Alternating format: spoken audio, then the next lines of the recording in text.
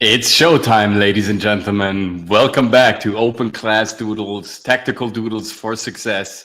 This is the Coach MC, and this is the Coach MC studio. This is the place where we help you actors, performers, creators, artists, entertainers to shape unique behavior deliveries and to get recognized whenever they get called to action, whenever it's time to roll out that beautiful performance, whenever it's time to show emotions, to be on stage, to be in front of the camera, whenever it's time to express what's most beautiful about you and to impress the audience in a remarkable way.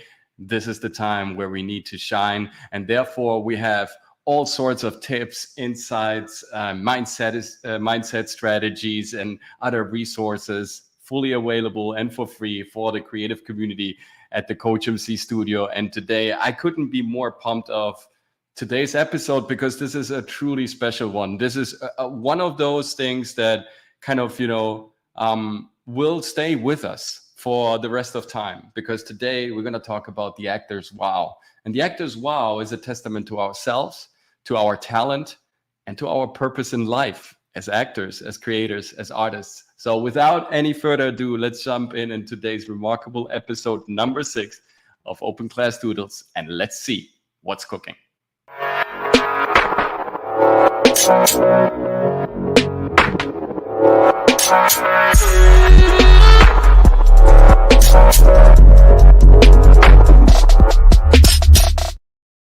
And in case you're wondering, I have a guest with me, but today's guest is more than just a physical appearance. It's more than just a voice. It's more than just, talents, disciplines, and artwork to feature opinions and insights. No, today's guest is not anymore among us in terms of the living, in terms of physically existing, but today's guest has never been as present as it is in 2024, even though he died 21 years ago. Welcome everybody to the show, Elia Kazan. Who is Elia Kazan, and why is this also a brief moment in history through the acting spectacles? Because I believe that acting, modern acting, started with him.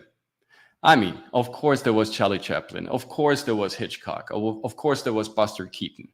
But the way Elia Kazan stormed through the theater stage and through, the network stage, the Hollywood stage, and the way he revolutionized movie making, filmmaking, auditioning, and experiencing acting in front of the camera on stage and transmitting this new type of notion of how to act realistically, on how to be confident, on how to express something that sometimes is unlikable. Because there was a time of filmmaking, showcasing, and acting before and after Elia Kazan. And so therefore, he's our invisible guest. He's our ethereal partner in this show. And he will speak through his wow, through, me taking you guys, creative community, through a brief passage through time and showing you what an incredible contribution this guy made.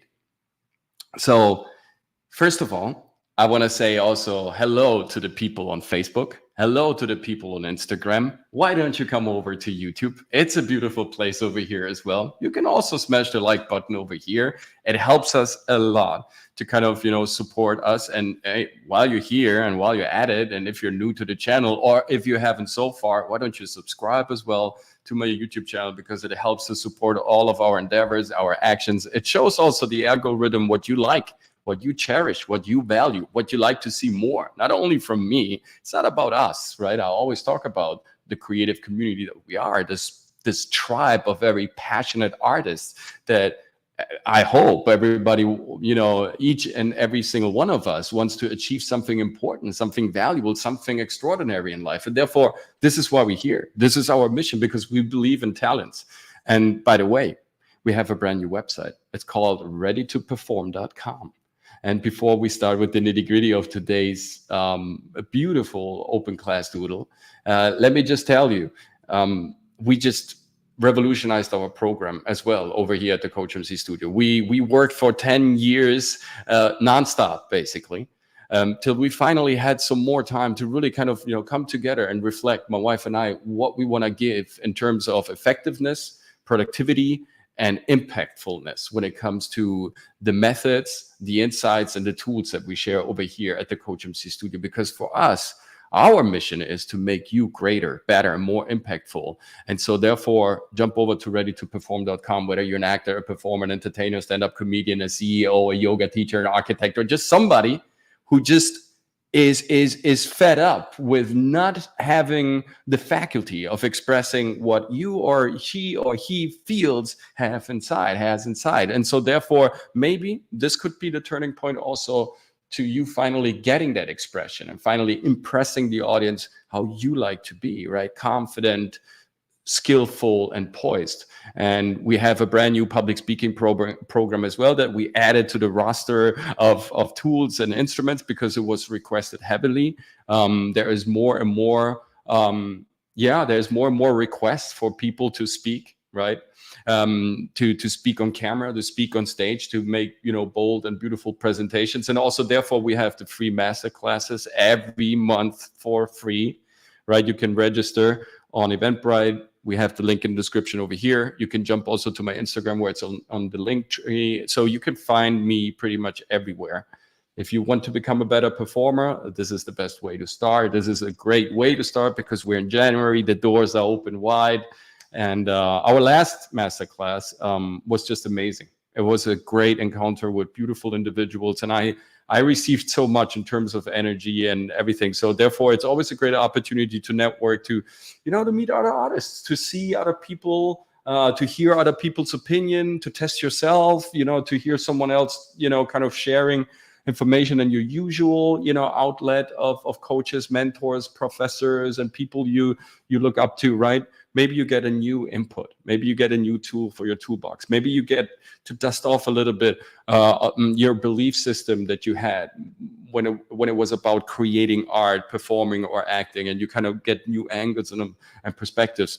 For whatever reason it is, you're more than welcome to join the madness, right? So just jump to the link in the description or to my link tree on Instagram and just register for free. And don't forget, after the masterclass, there's always a final Q&A. So, take notes and ask questions, bring your passion and bring your sweat. Elia Kazan always, to me, was a very inspiring figure. And I grew up old school without cell phones, without the hyper, information cascade, right? That comes down on us each and every day. So I grew up with books and regular resources, and studying this guy highly inspired me. I wasn't aware of his politics. Of course, it was mentioned in his work, in his biography, and people writing about him. But I was, I'm always interested in the art that people are creating. And because through the art, I can judge a character way better than through what a newspaper tells me, a researcher tells me. That is a third party, right? The art kind of gives me everything that I need. And therefore, at drama school, we were studying Stanislavski. So our acting method was based on Stanislavski, a lot of Chekhov, and of course some Strasberg. But before Strasberg, there was Elia Kazan, right? He co-founded the acting studio in 47, which is a beautiful number, 1947. Many interesting things happened that year, but we will talk on that on a different occasion. But and when he founded that studio, he was already in the 30s a notable actor. He came from Constantinople. That was back then, it was still the Ottoman Empire. It wasn't Turkey as we know it today. The Turkish Republic wasn't even founded. Ataturk wasn't even known back then, right? It was the Ottoman Empire, and he was actually one of those Pontus Greeks, the bridge Greeks. So there was a huge size of a population of Greek people living in Turkey before 23, before the Turkish Republic was founded, because it was always like that. There were a lot of Turkish people also living in Thessaloniki, in today's Thessaloniki, that is Greece. Sorry for that. And so it was always a very mixed culture with many different races. Turkey is exposed to Armenia and also to the Caucasus, to also to Syria and to Iraq. And so you always had a huge variety of cultures, ethnicities, religions, belief system in Turkey was very highly, it is still today, beautiful, very highly interesting land that is still today the center point, right, of global politics. And out of that, out of that Bosporus, which means actually the passage of the cow. This is what Bosporus means, going back to Greek mythology.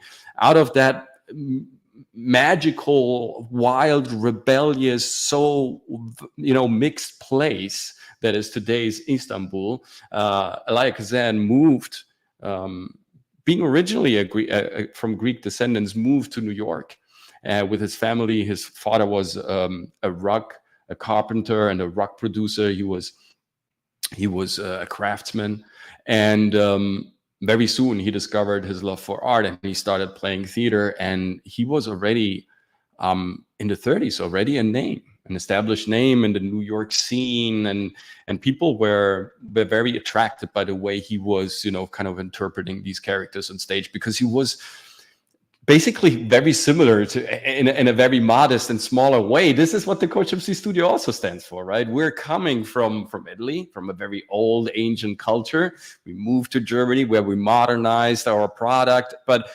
basically coming from Europe, having an outlet of reading a lot of books and resources, studying, and having a heavy emphasis on the intellect and the psychology of things, coming over to the US and now mixing this old mindset, this old tradition, our roots, mixing it with these beautiful colors over here, with these incredible creative people over here, and getting the chance of creating an alchemy, a new potion, right? To crystallize something that is completely new. And I believe on a way bigger scale, this is exactly what happened to Kazan. He took his old belief systems, this old education, very severe, very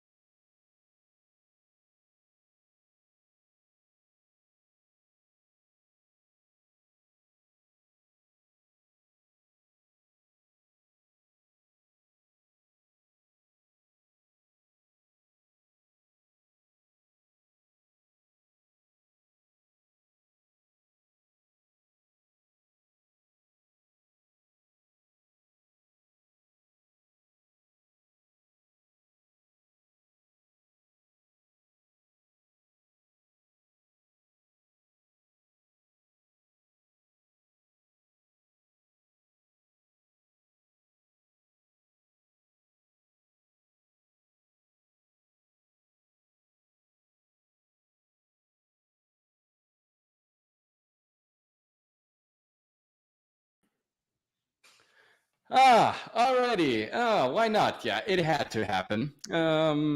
Something went wrong, and most likely that thing that went wrong is called the internet. It went into the other direction. We were here, internet was there, but somehow we didn't really connect, and so we weren't connected, even though we have a pretty powerful outlet. So stuff like that happens. This is the beauty of going live, right? And having no control sometimes of what happens, right? We need to freestyle sometimes. We need to invent sounds. We need to come with an improv. We need to bridge the time. And so, welcome back, creative community. Hopefully, yeah, you will come back. Oh, this is really bad. What can I say? But it happens. It's not our fault. So for some strange reason, there was this misunderstanding between us and the endless field of information out there called the World Wide Web. So where were you? We were talking about the beauty of art and how that beauty can sometimes transform millions of lives. And this is the case of good old Elia. And I don't want to make this too personal in terms of, well, it's just, him, he's the genius. It has all been him and nobody else. But it's of course a community. It's of course people coming together.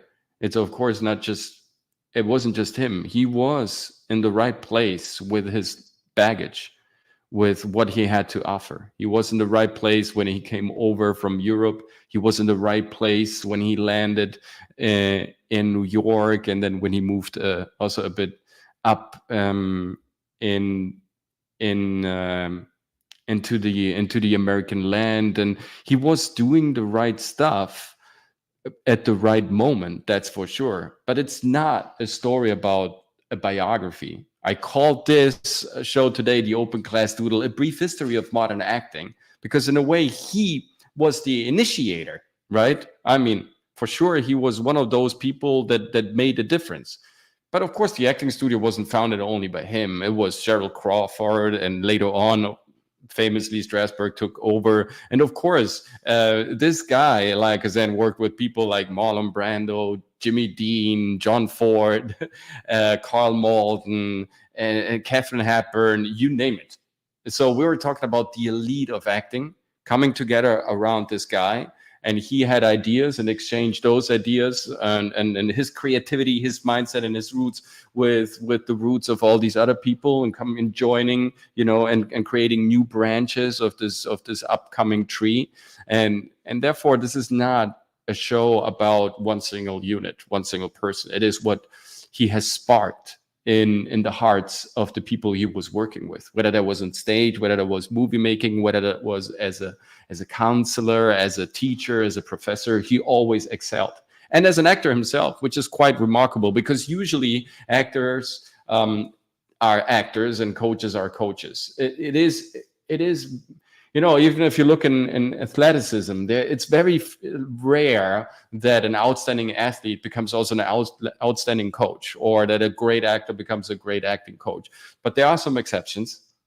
Great actors also can become great acting coaches, of course. And he's definitely one of those beautiful, enlightening examples. And on our YouTube channel, the COACHMC Studio, you can find a meditation that is, I believe, 3 years old. Maybe the phantom assistant at the back can help me out there. Maybe it's even older than 3 years. And by all means, you should, dive into that video, into that meditation, because we created a meditation only with the words of the actors' wow. Because the actors' wow, what we're going to present today, is not just a vow for actors. It's not just an oath that actors take. Actually, in the 70s, 80s, I believe, like, many acting schools did that.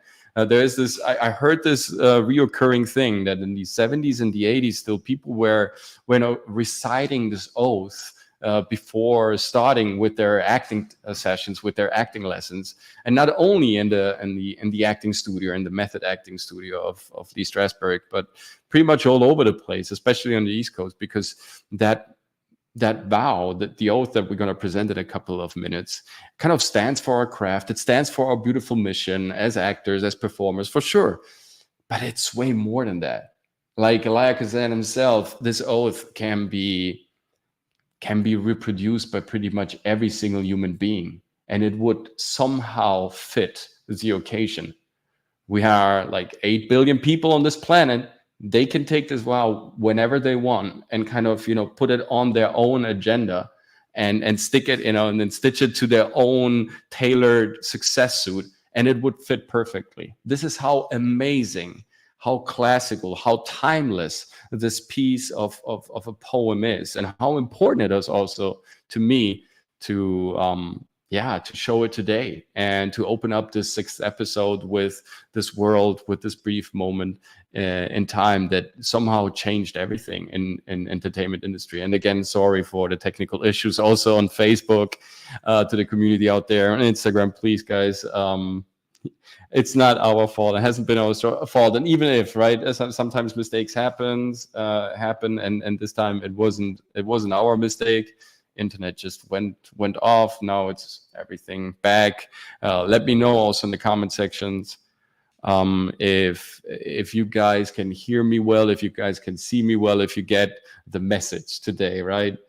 Due Malai, salve, sei grande. Thank you so much. Grazie a te per il commento. Che bello ogni tanto anche parlare l'italiano. So Elia was the right dude, right, in the right spot, and he sparked so much, right? He went to after the success on Broadway, and he went to Hollywood. He shadowed John Ford. He became his master student, his adept, and he started shooting documentaries and working with actors and telling his stories. And it was pretty clear right from the beginning that he would change also movie business.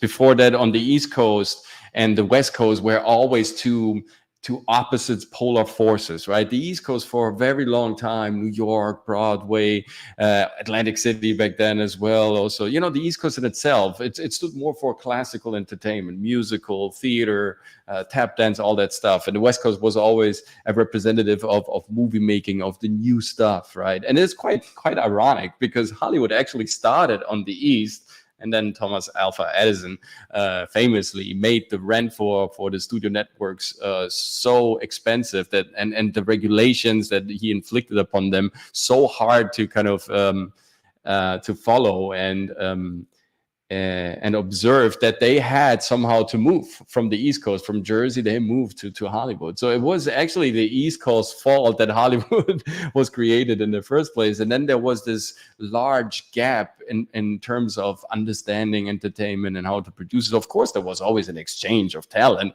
but nonetheless, there were these two polar forces. New York stood more for theater, more for intellectual stuff, was closer to Europe, was more literate, was about museums and a bit more more also intellectual understanding of what art is. And the West Coast was always louder, brighter, more colorful. It was a bit more aggressive and rebellious, and it was also the art of showbiz, of entertainment. And here this product of Elia Kazan would fit as well as it had fit previously in New York, which was quite remarkable. So again, he kind of transcended, right, the polar forces, the divisions. He transcended the distance.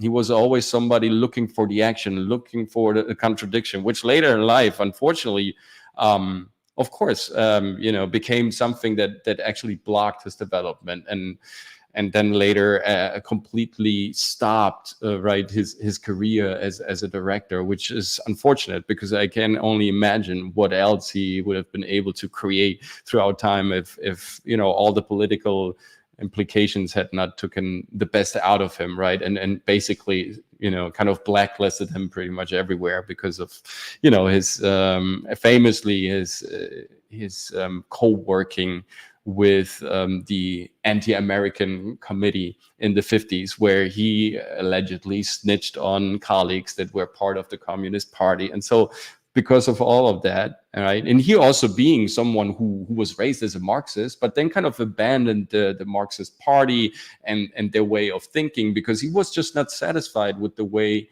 they were dealing with things. He was very like fascinated by the community, by the culture, by, you know, by sticking together. He was loving this feeling of fraternity, and he was someone who was always willing to share. He was a very generous, very outgoing, very flamboyant, very emanating type of person and character. But and therefore he loved some of the aspects of the theological construct of Marxism. But then, of course, when it's getting applicated, and when ideas become, you know, a rule, and there is no flexibility anymore, and when everybody has to obey to a certain agenda, or kind of, you know, to stifle a personal individual creativity to you know, maintain the status quo. This is where they then started kind of departing from each other, and it brought him so far that he kind of left this group as well, and then he started again a new life, also politically.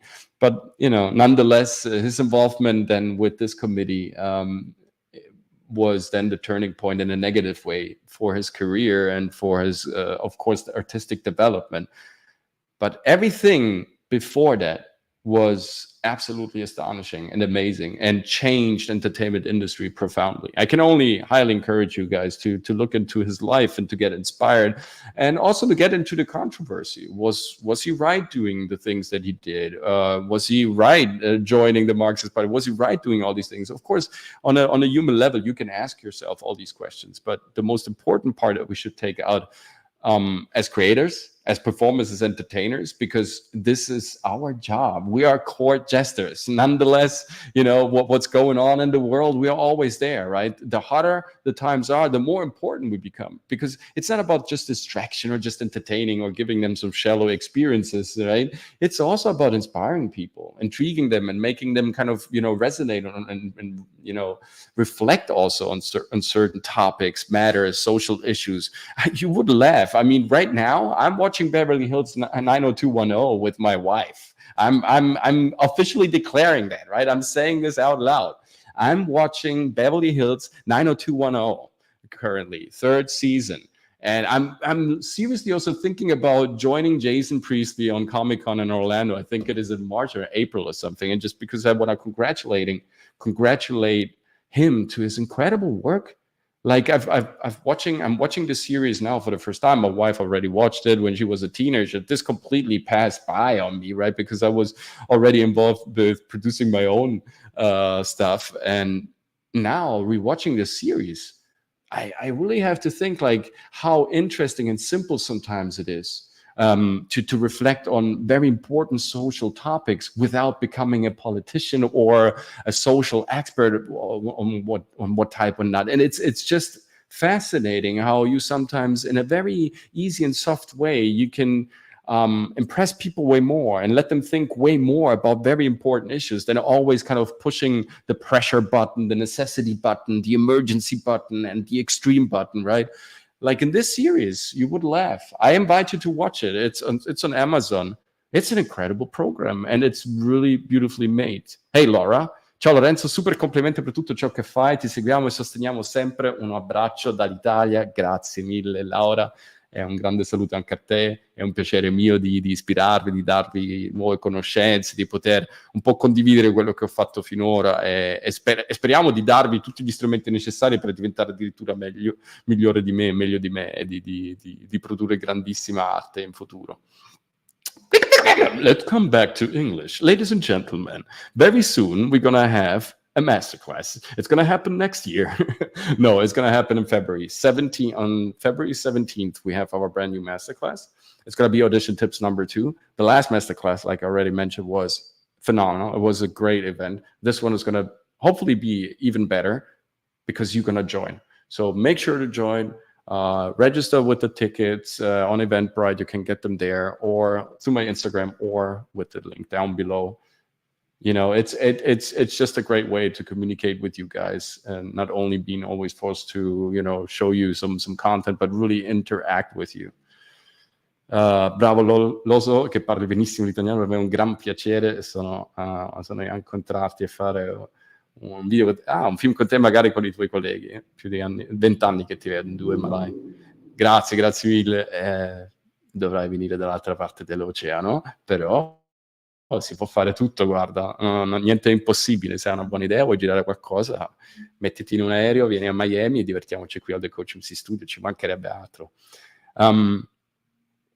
Guys, I think I need to show you the vow, the oath at this point, because we talked about Elijah a lot, what he did, what he created, how controversial he was, how interesting he was, how adaptable he was, how flexible he was, how great he was in always, it doesn't matter what type of circumstance, poor, rich, wealthy, political, controversial, heated, rebellious, whatever, he was always at its best. He was always producing, his vision. He was always believing in his core product, always kind of trying to sense what was the most compelling. And he revolutionized something that was already existing in a different country, in a completely different language, which is really admirable.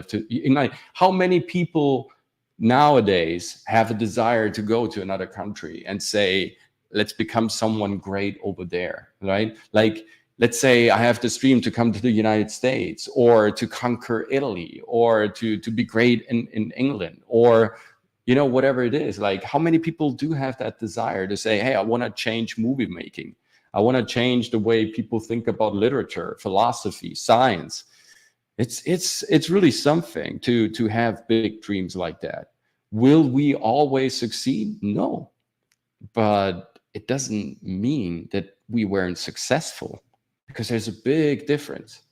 Like, success comes from controlling your actions, not getting accolades, at a certain night in February, let's say, right after walking a red carpet and taking pictures with people that you will never meet in life, except when they're looking through the lens at you, and everybody else is just a colleague. So what success really means is that you finally get control over what you love, and you produce the best content that you possibly humanly can, because that satisfies you, because you have a passion for what you do. And if people then see it and perceive it and get enlightened by it, you have completed your mission. This is success. Now it's up to you. If success needs to be monetized and how to monetize that, well, you can come up with ideas. You can start to be creative around that. If you need more structure because you believe you can create that on your own, and your management, your agent, or the other people that are professionally involved with you, they don't have the time or the expertise or the knowledge to kind of help you out with that, then of course you can jump over to my website. It's readytoperform.com, and just send me a nice love letter, right? Let's start a free trial session. And then maybe during that free trial session, no strings attached, you will, discover, wow, this is great. This is lovely. Because I believe that with our program, that is very simple, that is absolutely intuitive to understand, because it's based just on 3 main pillars. It's based on 3 very fundamental, simple to learn tools. They're not easy to implement. It takes time, it takes practice, and it takes also the right mindset to do that. But I will teach you everything that you need in order to do that whenever you get called to action. So if you have the desire to change something, to go somewhere and get recognized for who you really are, and have control over your actions, and having that personal and professional success, meeting you, then come over to readytoperform.com or to the COACHMC.studio and send me a nice message for a free trial. Let's meet. And if we're a good match, let's take it from there. Let's have a nice course. Let's have a nice program fleshed out that will help you, like a tailored suit, to look fantastic every time you get called to action. Now, let's share what this guy and what this poem is all about.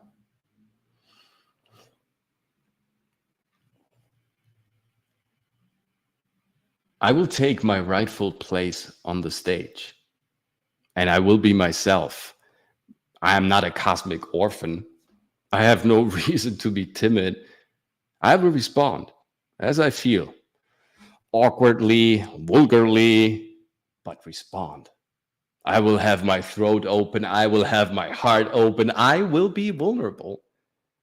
I may have anything or everything in the world or everything the world has to offer. But the thing I need most and want most is to be myself. I will admit rejection, admit pain, admit frustration, admit even pettiness, admit shame, admit outrage, admit anything and everything that happens to me. The best and most human parts of me are those I have inhabited and hidden from the world. And I will work on it. I will raise my voice. I will be heard. Elia Kazan. And like I said before, we also have a beautiful meditation on our YouTube channel that is animated by this vow. Not in its completeness, but we just took a piece of it and integrated it into the 5-minute meditation. And it's actually our best running video, which is really hilarious because of all the videos that we shot. We never thought that our meditations would actually be, so strong in terms of how the public responds to it. There are, the favorite videos. And I believe part of the magic of those, part of the magic of the success or the reason why these videos on our channel, these meditation videos, especially this one, why it's so successful and why it's so well received by the audience is because the mantra is from the actor's vow. But now let's take a look. What is this vow? What is this oath? What do we see here? Like really see here? If you just look at the first 2 words, I will, and thinking of Elia Kazan as a person, as biography, all his, he created East of Eden. He was the director of On the Waterfront, a streetcar named Desire. What are we talking about? Viva Zapata. I mean, you name it. He created, limitless masterpieces that are still timeless in the assumption, even on today's spectrum of quality, like on the level of quality that we perceive to be high quality movies. I watched On the Waterfront a couple of weeks ago. Of course, I'm a cinematic enthusiast. I'm a connoisseur, whatever. Okay, I have a different passion for it. But still today, that movie is absolutely phenomenal. It's black and white. And still, it has so much vividness, so much color, so much darkness, so much beauty, right? Elia Kazan, he's a master, right? And so there is no coincidence in his work. This is what I want to say. There is no, okay, he just, he started this whole thing. No. Every word in this poem and this oath is placed in a certain way for a certain reason, and it has a certain purpose and a certain effect.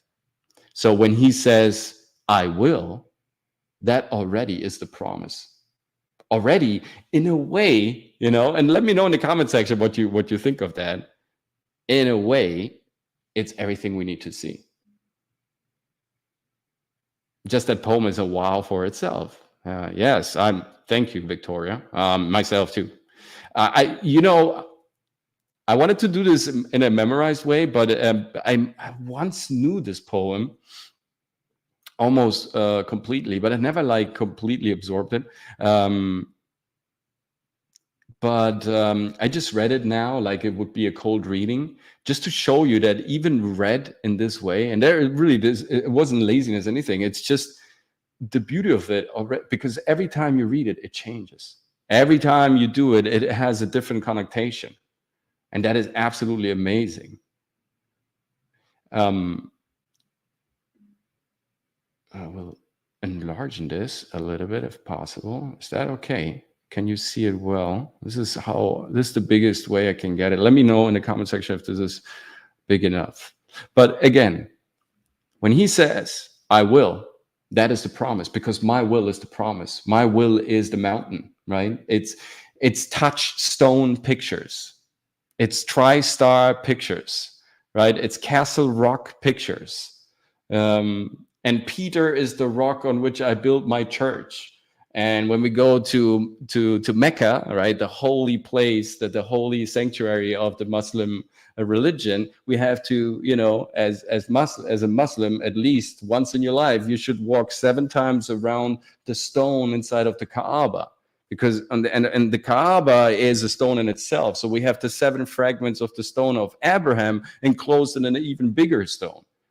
And if you look at DreamWorks picture, we have that giant moonstone, right? So Facebook is in Monte Alto, Apple is in Palo Alto, and then we have all these names like, you know, Steven Spielberg, and Berg just means mountain. So there is something about the mountain allegory. The old god was called Volcano, right? And people in antiquities believed that mountains were inhabited by giants and gods and immortal beings. So the mountain stands for our will because it's the God in us. I will.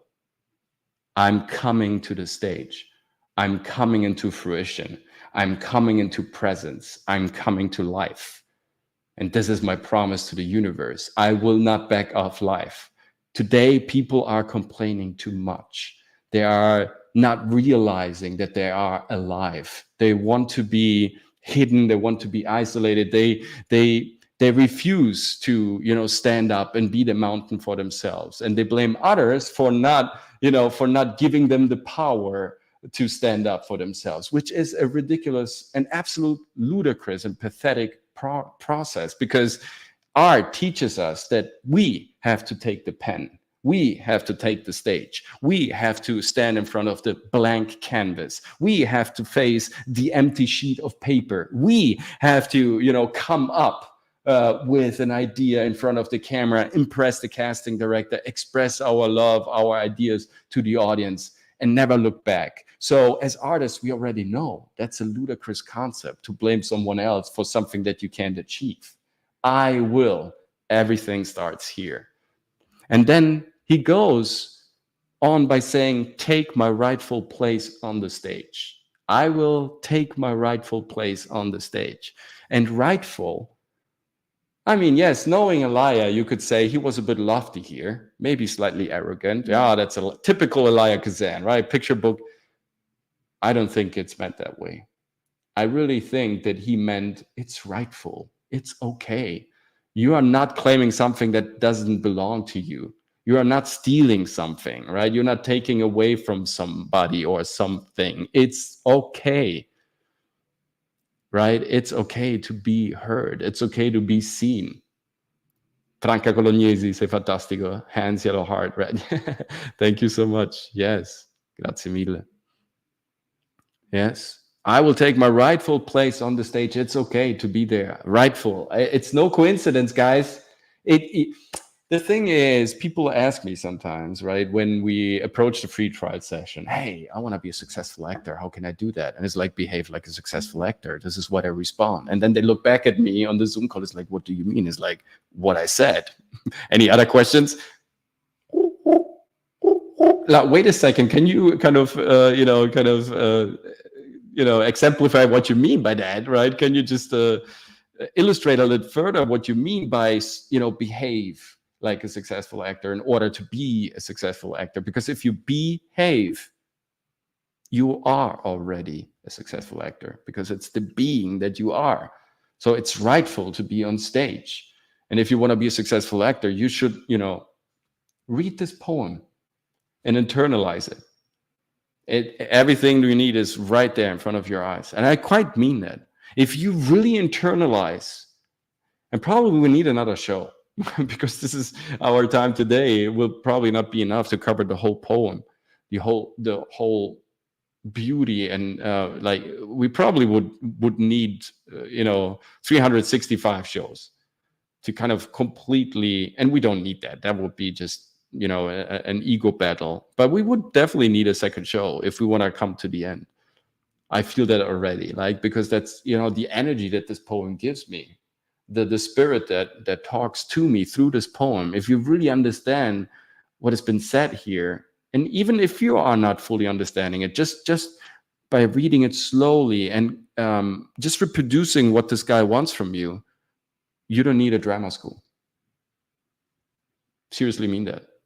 Of course, the drama school is beautiful. It's one of the greatest experiences of my life. It's great to work with a collective and understand who you are and all that. But when we're talking about, hey, I want to be a successful actor, coming back to the episode that I was talking about, that I get quite often, you know, it's like, hey, how can I be a successful actor? Yeah, read this. If you don't want to go to school, if you don't want to book me, if you don't, read this, follow his advice. You're going to be successful. Because already the first line, you see how powerful this stuff is, right? It's absolutely flabbergasting, if you ask me. So I will take my rightful place on the stage, and he goes on by like, and I will be myself. Again, another mountain. That's the second mountain. That's the second construction, right? That's the second pillar. Again, it's the second God, the second celestial component of this. I will be myself, just me. Not what other people want from me, not what other people think I should be, but how I am. This is pretty powerful. Let me know in the comment section. I'm not going to behave like someone else expects me to behave, especially when I'm creating, because people will tell if it's fake. Casting directors are pros, guys. I know there is a lot of controversy about this job, right? Not everybody likes to go to an audition. Therefore, it becomes a very threatening, daring, wretched type of process. And of course, that will reflect in your mood, and everything that happens to the casting process will then be negatively, perceived. Your reflections will, of course, be negatively kind of colored by that type of mindset of your perception of how you live the process of the casting. And of course, for me in the beginning, it was also tough. I was very nervous, but in the end, it's about figuring out how you can fit into that role, fit into this moment, calm down everything else, and just finally present your stuff. And when you start realizing that, and you start realizing that the casting director is a person that has to deal with all these emotions that this poor guy or this poor lady has to suffer, these ego maniacs, right? Like actors, we are sometimes, right? I don't exclude myself out of the picture, right? We come in, we have expectations, dreams, passion, and it's okay. We work on our stuff, it's personal. And we throw all this with this wrong attitude about what a casting process sometimes, could and should be. And, we regard it as something something hostile to us, instead of, looking at the casting process as an ally to understand what we can improve. And therefore,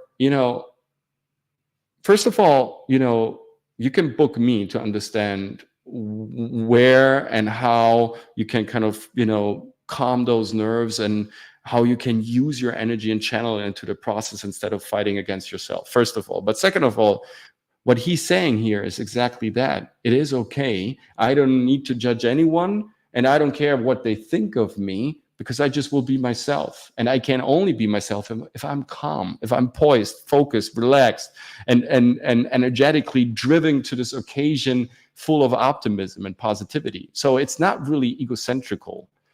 Even if that is not in my vision, in my understanding of things, it's not a negative term per se, right? Because we need to be slightly centered to ourselves. If we are out-centered, out of our axis all the time, we're never in the middle. We're never there. We're never conscious. We're never really active and never really present. Therefore, we miss out on the biggest chunks of potential that we carry inside. And that is a shame, because it's our responsibility to use our talents to its full potential, or to at least 80% of the potential that we have inside. So I will be myself means, first of all, I don't care. And second of all, I care so much that I will do my best to nonetheless be there, present, right? And enjoying this occasion. I am not a cosmic orphan. I am not. And this is interesting.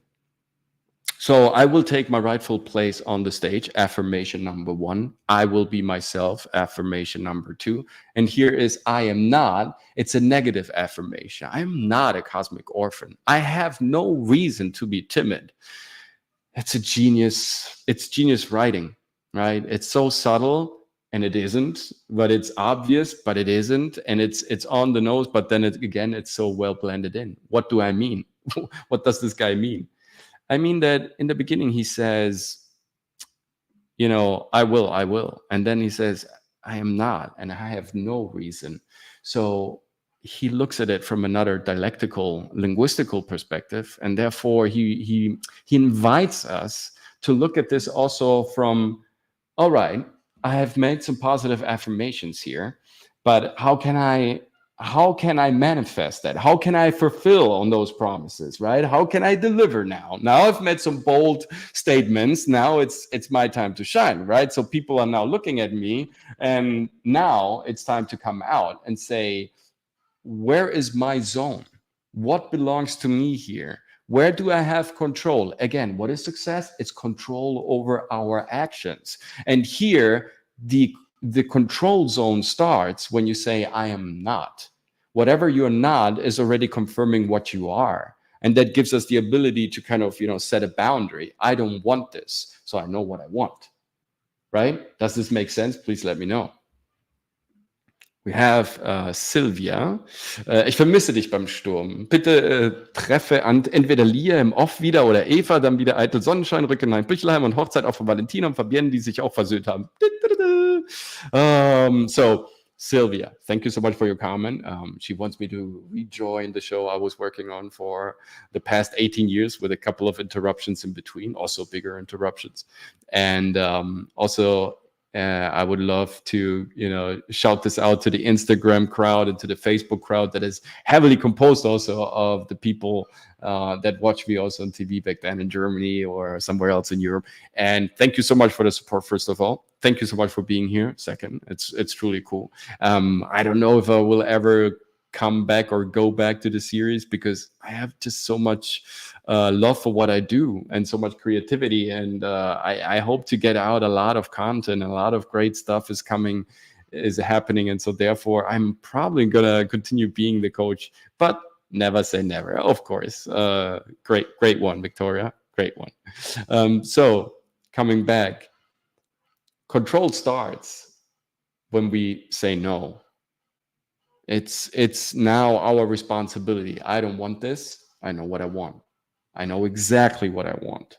This is control.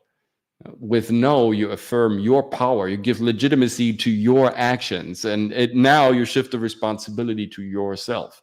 You've made those bold statements in the beginning, right? It's, I will take my rightful place on the stage and I will be myself. But now you're coming to a place where I am not a cosmic orphan.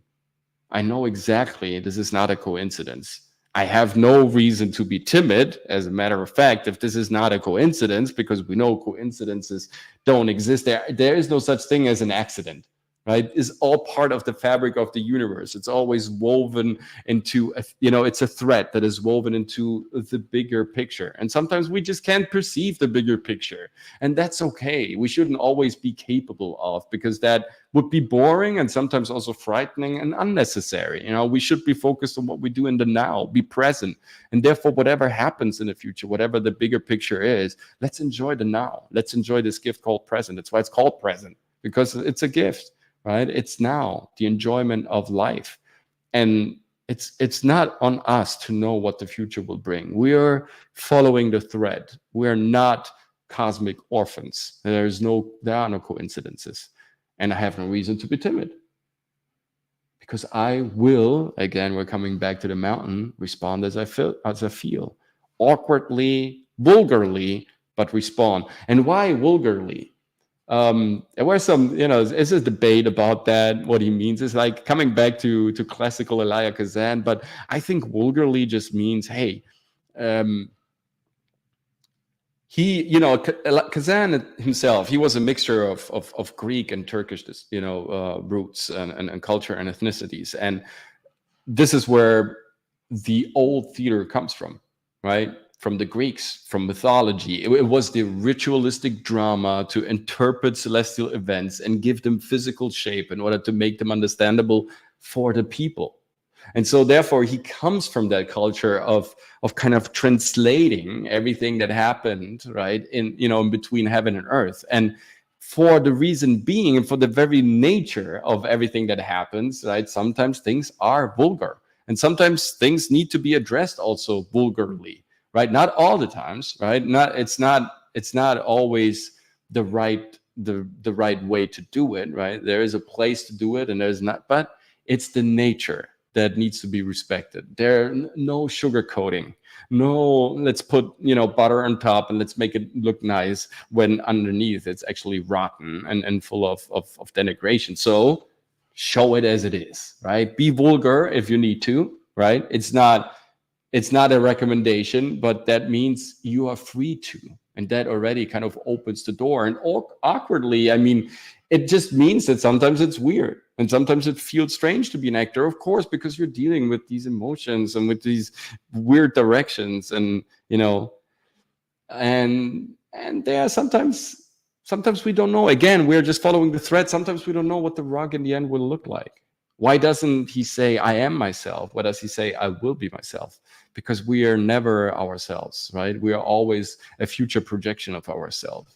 I mean, we're always in the next moment. We're always thinking what we're doing next, not what we're doing now, because that is already dead. That is already obsolete. That already is an automatism. I am is the very foundation of me able to think about the future. So he doesn't waste time on something that is already given. He's more concerned about what is to come. This is where he wanna kind of, you know, projects its energy to, which is very interesting, and of course speaks of his intellect.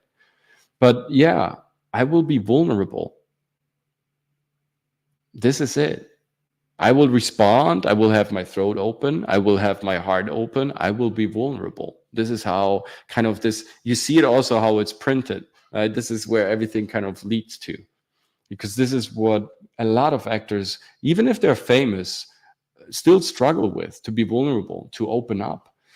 And I'm not saying that this is an inconsistency on their behalf necessarily. It's the way they get brought up by the system. Sometimes it's also the condition, right? Sometimes we just don't feel like. I can understand. I've shot soap opera for many, many years, and it is sometimes hard, right? It's not always funny, right? It's not always nice. You're not always happy, or you're not always depressed, and kind of finding these polarities of inner emotions and evoking them in front of the camera for the audience. If that is your job and you have to do that constantly again and again, right? It drives you out, of course. And so I'm talking about here the legitimate request of someone, you know, to say, hey, you know what, I don't want to feel pain all the time. Of course, I understand. But I will be vulnerable doesn't mean that you will feel pain. It just means that you are open to the possibility. And that is something completely different. And I feel like this is where a lot of people get their heads twisted, because they like, this is where like, oh yeah, he doesn't want to open up. Yeah, I understand, because of course he doesn't want to get hurt. But who says he will get hurt? Sometimes that's just an excuse. It's a false alibi to do the work, nothing else. And I know this because I'm speaking out of personal experience.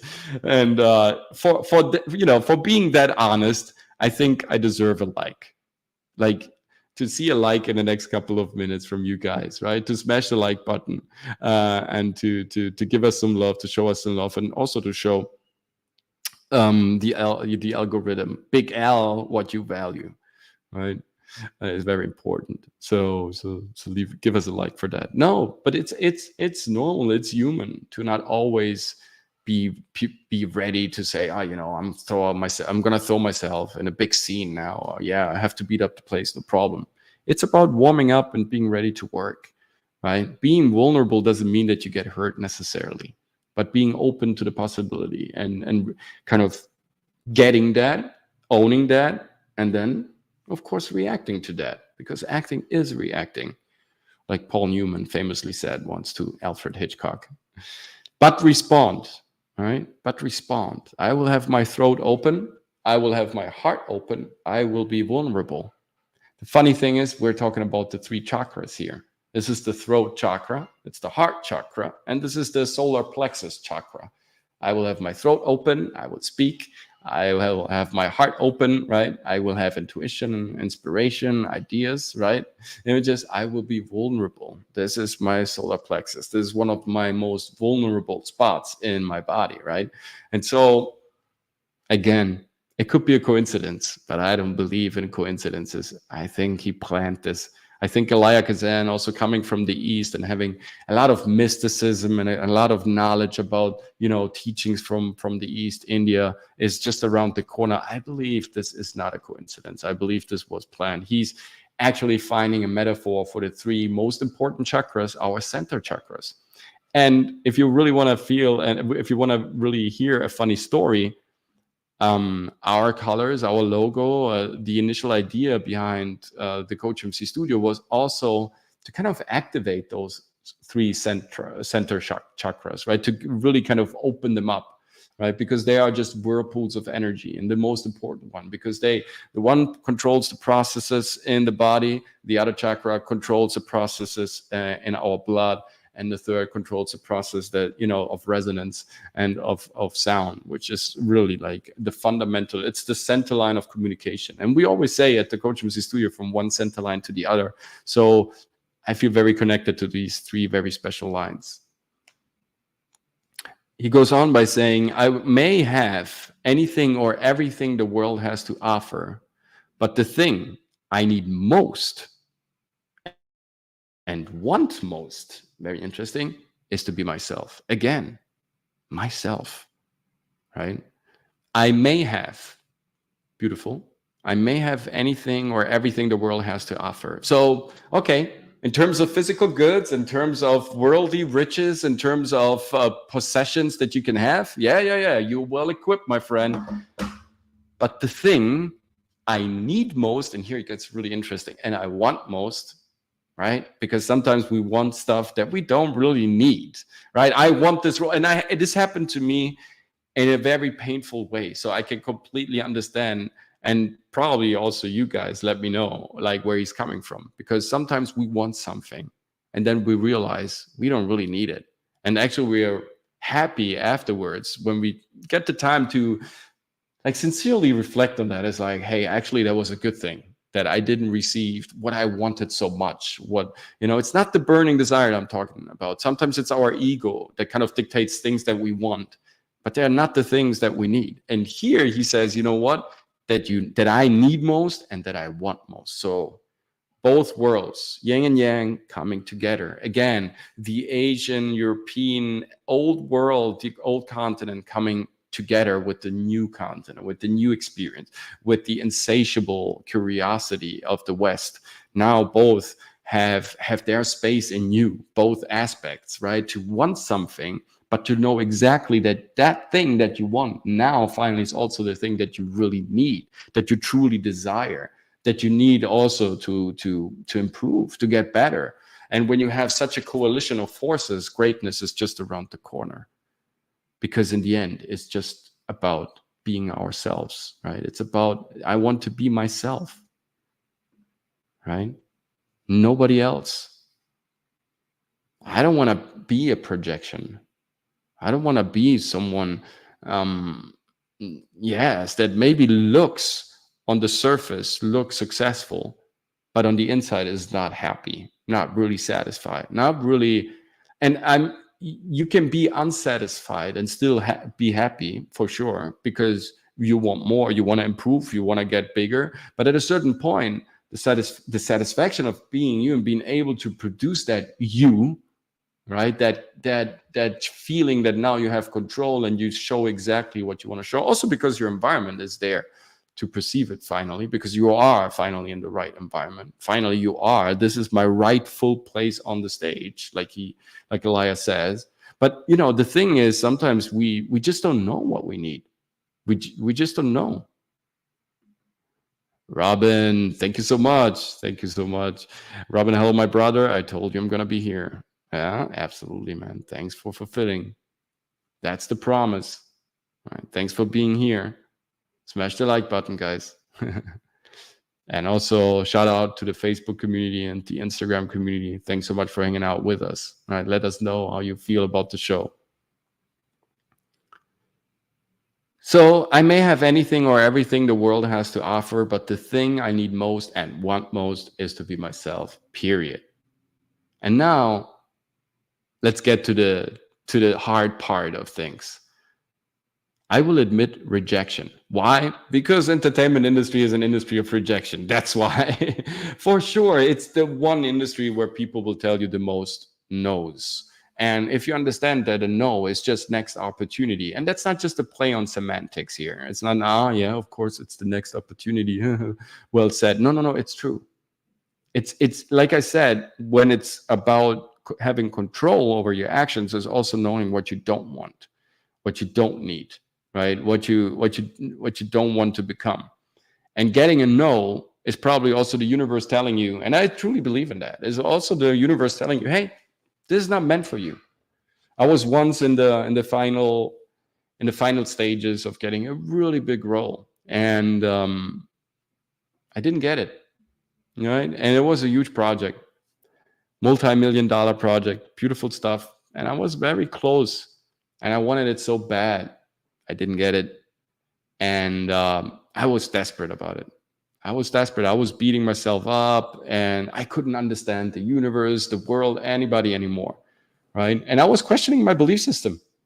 Of course, right? It's always well said when you feel well, right? Democracy is great when everything works well, right? And then, but this is, sometimes we have to deal with the inconsistencies to get better. And so therefore there is no perfect system, and for yourself, it's true as well. So at that point, I thought everybody was against me because I didn't get what I thought would be, my role, and also what I felt like was the right thing now to become in terms of a character. What that role would have implied is also, kind of stepping up the career ladder and everything that such big projects kind of involve, right? And the natural implication of being a protagonist of a huge movie, of course it will change your career, right? And I thought like, okay, this is the end, but it was just the beginning. It was the beginning of something even bigger. The COACHMC studio was born also because I didn't get that role, because through that role, I wouldn't have been able to develop what we're now appreciating. My wife and I, we've created a beautiful company that helps hundreds of talents, right? We helped hundreds of talents, probably maybe even in the thousands, right?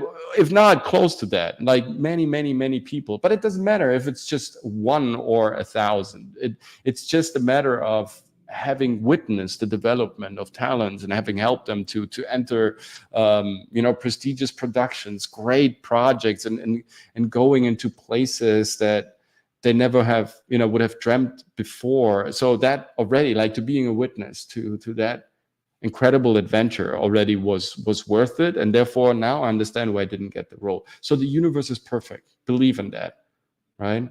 There's no shame in admitting sometimes that there are moments and moments to achieve certain things. So I will admit rejection, admit pain, admit frustration, admit even pettiness, right? Admit shame, admit outrage, admit anything and everything that happens to me, period. There is no but, and I will admit that, because again, I will be vulnerable.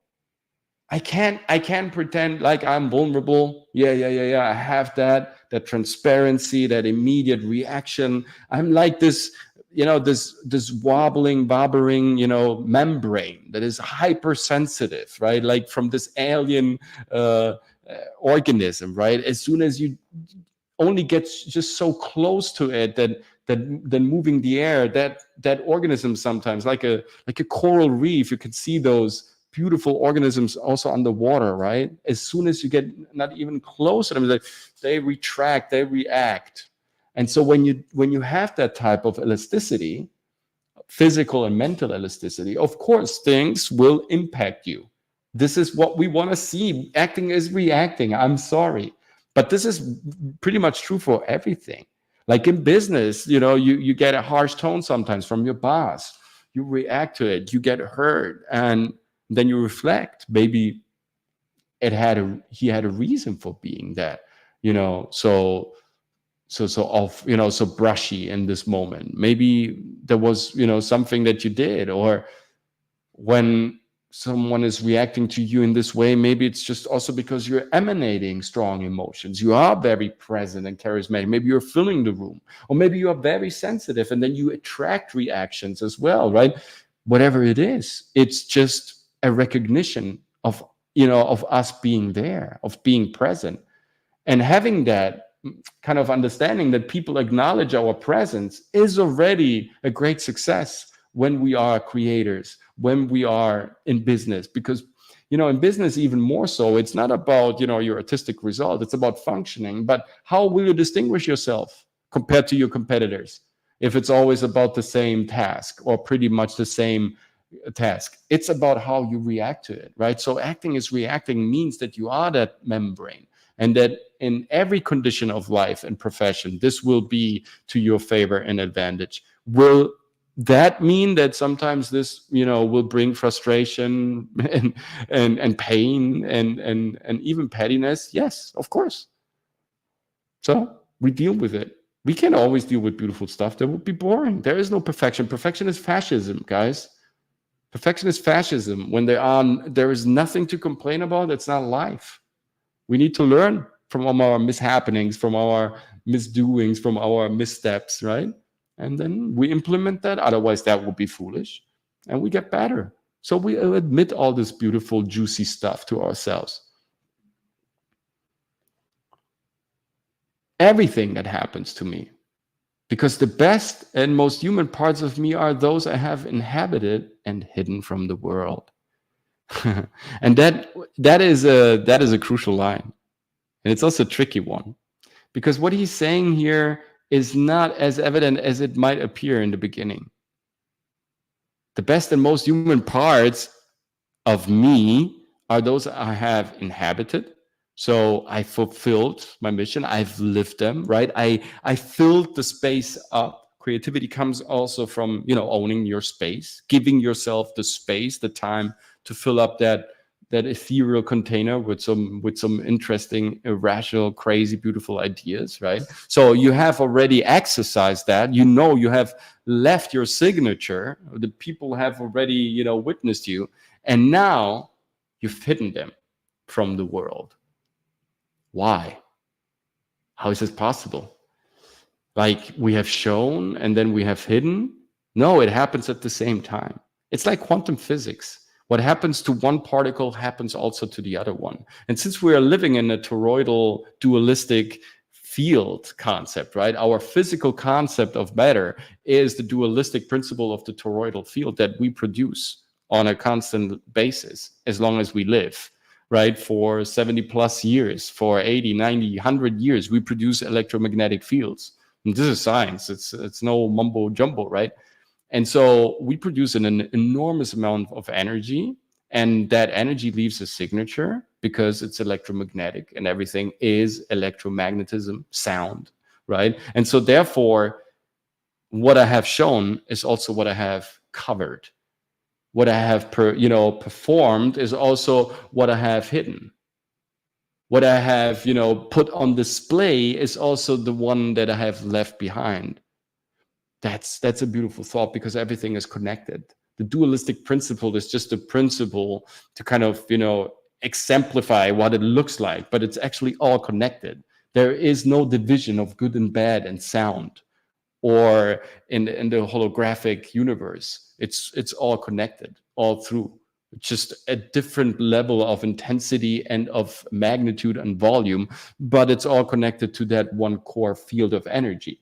There are no per se two entities of fear and love. Fear and love belong to the same stream of consciousness, of energy, of vividness, of life. The best and most human parts of me are those I have inhabited and hidden from the world. That's genius, because I need to hide them. Once I've experienced them, hide.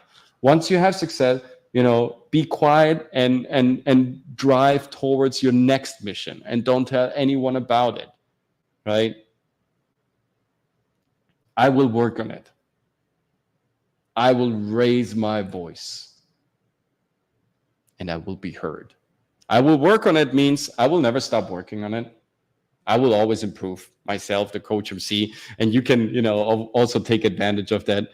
And my next masterclass on the 17th of February, you can register with the link down below on Eventbrite directly. It's for free, like every monthly masterclass. Audition tips number 2, a bit more sophisticated, different audition tips. We started with the world, the universe itself, the door, the window, the chair, and you're gonna see this masterclass on YouTube very soon. So make sure to subscribe and hit the notification bell so you get warned when we publish this video from our last masterclass. It was a beautiful, beautiful masterclass with great, great people. You're gonna learn so much from it. As soon as we got it edited, we will upload it and you can rewatch it. But you can be part live of the next one if you just register and join the masterclass on the 17th of February. And also, if you have anything that you like to work on creatively, if there is a mission in your life that is not fulfilled, whatever that mission is, and you need to find out how you can get there, whether that's a strategic type of plan or the product itself. When we're talking about a service or a company, even if it's something personal that you want to work on and say, you know what, I just want to implement a skill in my life. It's not to monetize it. I just want to learn something new. I just want to go somewhere else. I just want to change the tune a little bit, my bandwidth, right? I want to tune in into different signals. I want to hear different melodies and songs, right? Come over to the COACHMC studio. So whether it's your monologue, your self-tip, your audition you want to work on, or your side grind, your side hustle, a new project, a passion, or maybe you need it for corporate reasons, production reasons, or in terms of how you want to present your material, whatever it is, come over to the COACHMC studio. Let's work on it. Let's jump into a free trial session. Let's find out if we're a good match for each other, and then we can take it from there. I'm sure we can create something remarkable. So we hit 10 likes. Thank you so much, guys. But if you're new here and you just happen to jump by, or if you're listening to us on Facebook and Instagram and you guys enjoyed the show so far, please, it goes such a long way to support our cause. It gives us, it gives us also like a boost, right? So if you're there, just jump over to the YouTube channel and give us a like. And I just want to also say thank you to all the beautiful people that joined the show today. Victoria and Duet, Laura, Robin, Sylvia. It was great. Thank you so much. Rosita was also here like always. Franca, beautiful. Thank you so much for hanging out with us and enjoying the words of the great master like Kazan. And yeah, just to kind of come back, right? Today it's a bit crazy. So just to come back to this last concept, I will constantly work on it. I will raise my voice, right? I need to speak clearly and loud, right? The universe needs to understand and to hear me, and the audience as well, right? And I know I will be heard. This is beautiful. This is probably the most beautiful part. I will be heard. I know it. I will have impact. If I follow this, I will have impact. People will feel my expression. They will know what I'm talking about. I will be heard. So that is already a promise for the future. And this is what we should always give us, guys. Creative community, thank you so much for hanging out with us today. Let's share this promise. Let's share this oath. Share this content also to your creative community. And yeah, we will be heard. 2024, say that loud with me. I will be heard, right? And I am ready to perform now. So much for this show today. Open Class Doodles, episode number 6. Wow, it's running. So guys, thank you so much for hanging out with us on Facebook and Instagram, here on YouTube. Leave a like, follow this channel. Catch me on Saturday Night Hypnosis, the crazy gang coming together for episode number 76. Over a year now, we're hanging out every Saturday, smashing bad entertainment, creating great entertainment on our own, having epic conversations where we don't always agree with each other, where we also fight with each other, where we like just humanly, confidently, exchange with each other, and yes, and just being objective about what we love, and showing also our passions, our talents as well. So it's a great way to have, to catch some fun, to breathe some fresh air at the end of the week. Catch me on the Saturday Night Hypnosis. Hypnotic is an amazing content creator, and everybody else on the panel as well. Check out the open class doodles that we have produced so far. Matthew Berthot, and of course Jay from Diabolical Souls with his great comic book illustrations.